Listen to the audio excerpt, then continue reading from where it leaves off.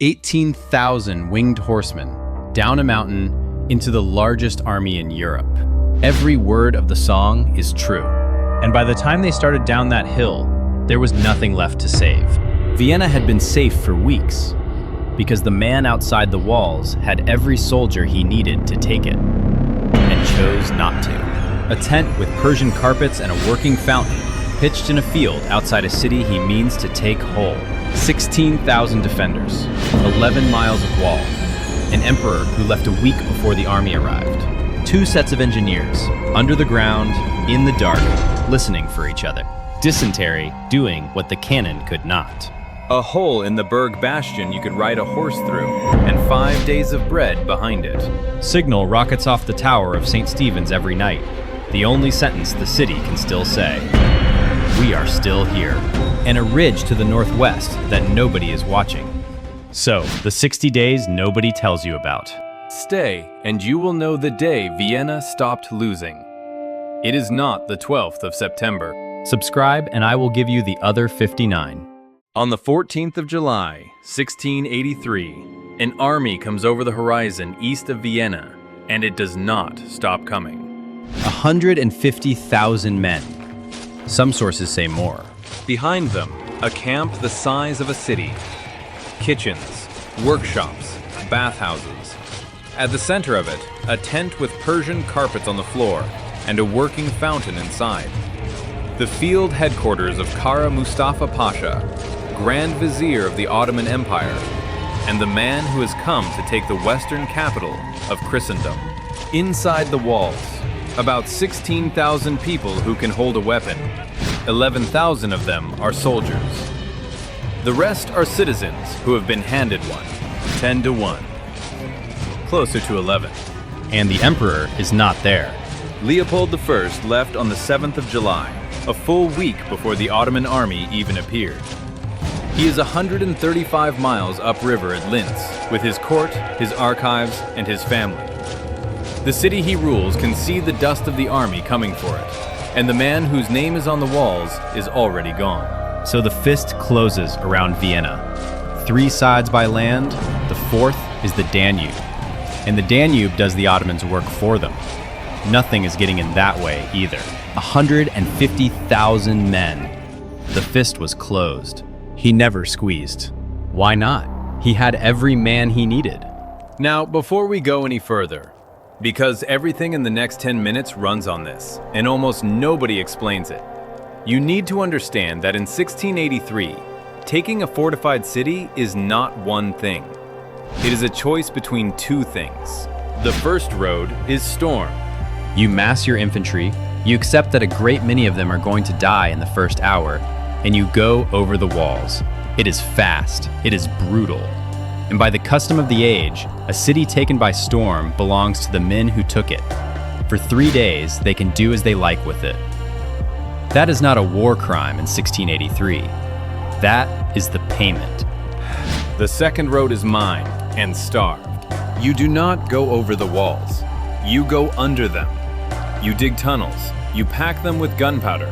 You take the fortifications apart, a section at a time. And while your engineers work, your army sits on every road and waits for the city to run out of food.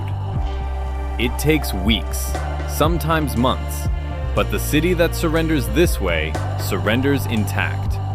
The buildings standing, the treasury full, the population alive and taxable. Persia fights at range. Greece fights up close. Every army has a shape, and every siege commander has this one decision, and it is the whole battle before the battle. Storm is fast, and it costs you men, and it costs you the city. Mine and starve is slow, and it costs you time. Kara Mustafa took the second road, the slow one. With 10 to 1 in his favor, he took the slow one. Hold on to that. It explains everything that happens from here. Why he took it is genuinely argued about. The most common explanation is that a city taken by storm would have been stripped by his own soldiers, and he wanted Vienna whole. The prize, not the wreckage. Some historians read it differently and say he simply never got the chance to change his mind. We cannot climb inside the man's head, and neither can they. But we do not need to, because we can see what he did, and what it cost. And the cost is the story. He had the men for a storm. He chose the tunnels. And the moment he chose, a clock started that he did not control. Inside the city, the man in command is Ernst Rüdiger von Starhemberg, and his problem is arithmetic. He has 16,000 defenders and about 11 miles of perimeter. He cannot hold all of it. What he can do is hold the 2 bastions the Ottoman engineers are working under. And he does. With counter tunnels, with listening posts, with men sitting in the dark underground, waiting to hear digging on the other side of a wall of earth. That is what this siege is. Not ladders and burning oil. 2 sets of engineers underground, trying to find each other in the dark for 8 weeks. Meanwhile, the other thing is happening. Dysentery gets into the city in August. It kills more of Starhemberg's garrison than the Ottomans do. By September, he is down to perhaps a third of the men he started with. And the ones still standing are eating the horses. By any reasonable measure, Vienna is losing. So ask the other question. If Vienna is losing, who is winning?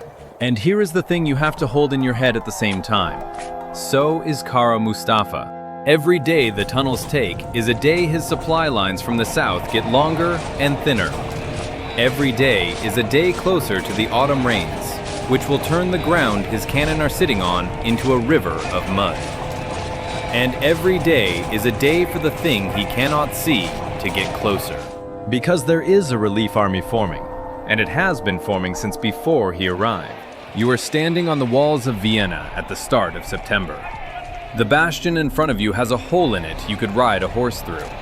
The men beside you have been awake for 2 days. You have counted the barrels in the magazine, and you know the number. You are 5 days from the end. On the 4th of September, an Ottoman mine goes up under the Burg bastion and takes a piece of the wall with it.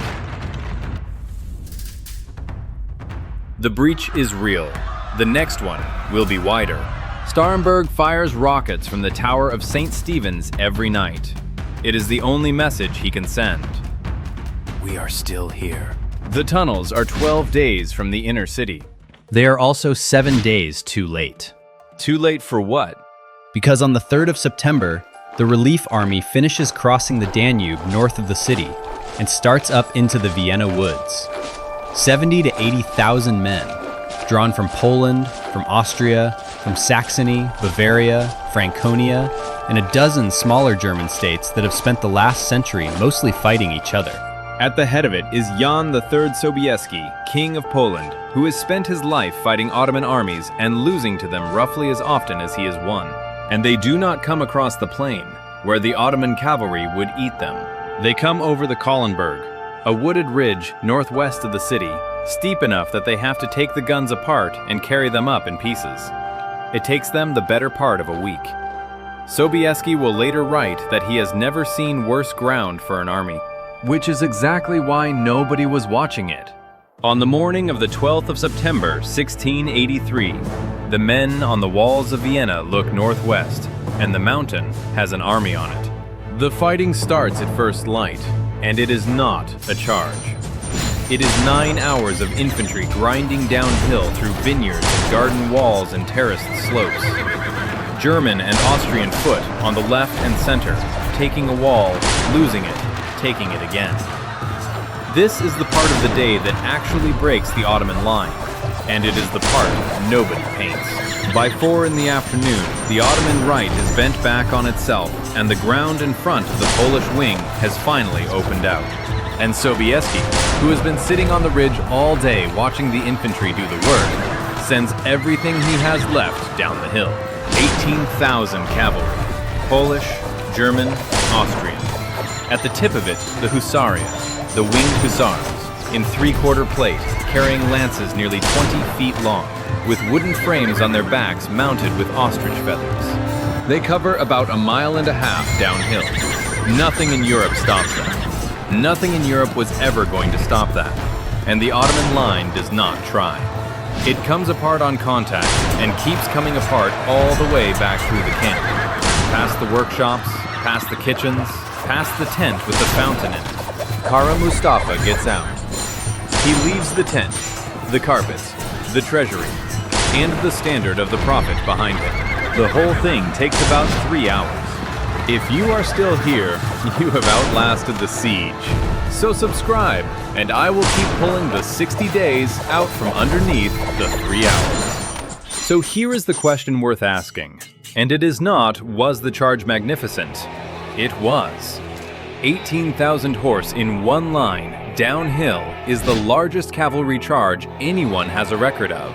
And every man who wrote about it that day wrote about it the same way. The question is, what was still undecided at 4 in the afternoon on the 12th of September?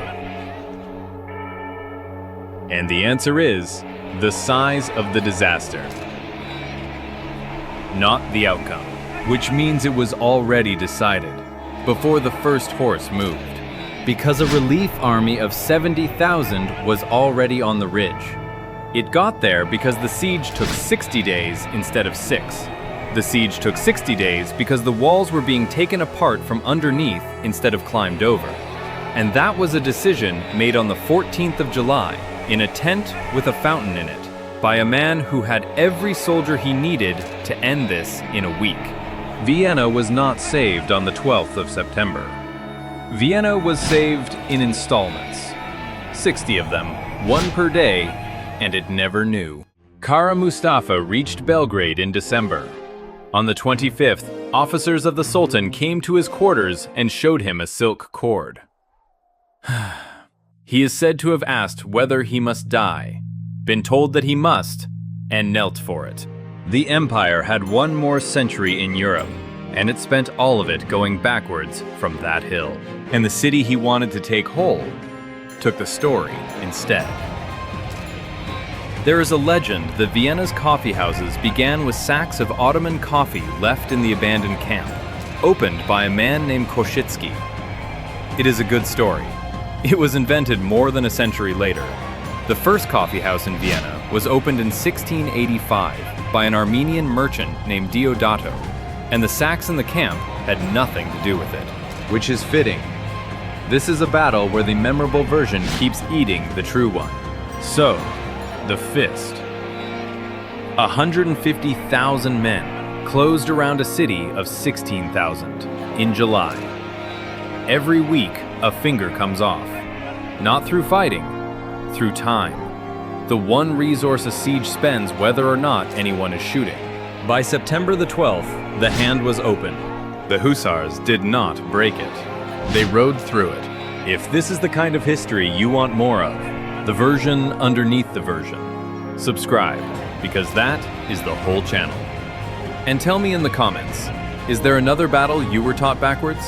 I read all of them, and one of them is going to become a video.